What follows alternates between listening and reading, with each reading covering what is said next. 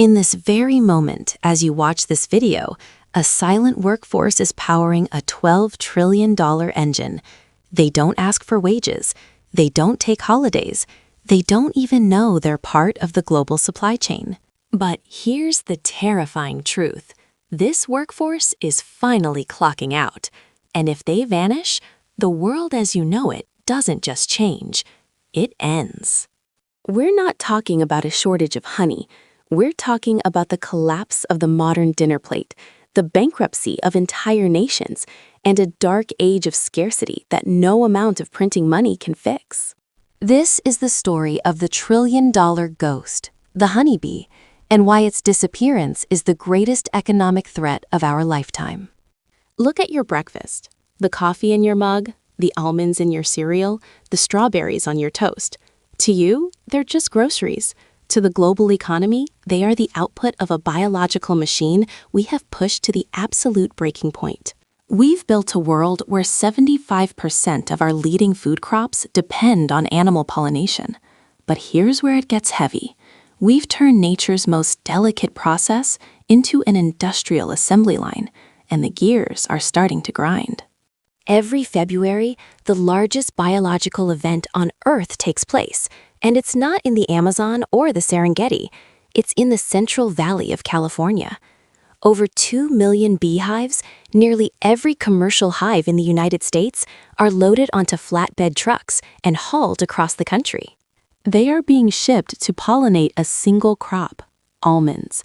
This is an $11 billion industry that literally cannot exist without these tiny workers.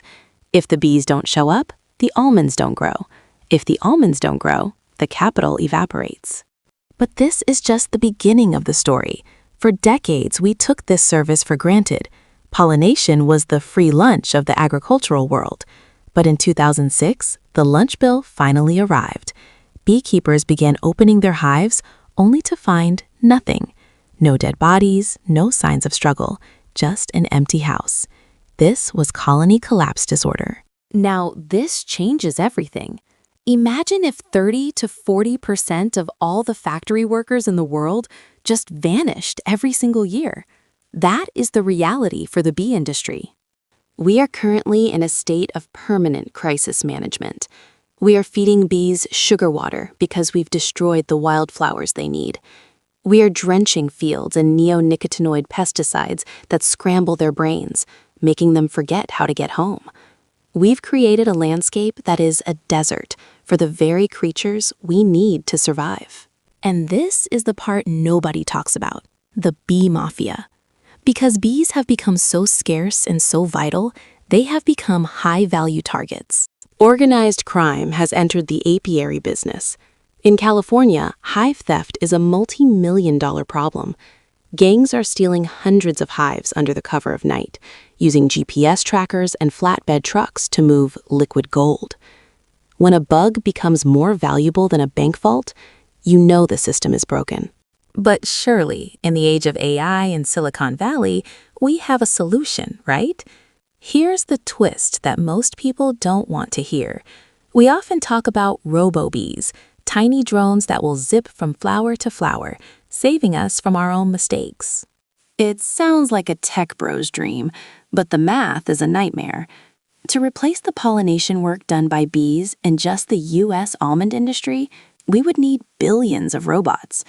We would need to solve the power requirements, the navigation in wind and rain, and the delicate touch required to touch a flower without crushing it. The cost of building and maintaining that fleet would be hundreds of times higher than the cost of just having a healthy environment.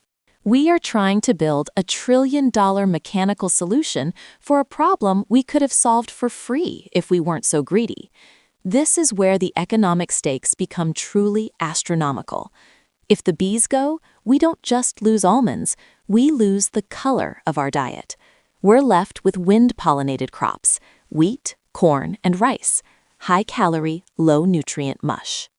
But it goes deeper. The livestock industry relies on alfalfa, pollinated by bees. No bees, no alfalfa. No alfalfa, no affordable meat or dairy.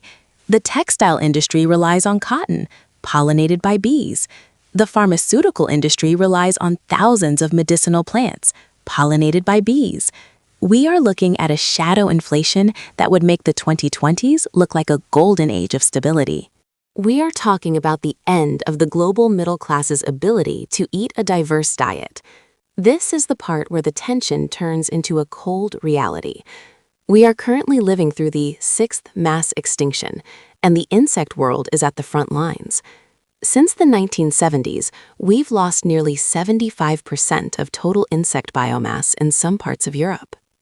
We are hollowing out the foundations of the global ecosystem while trying to build a penthouse on top.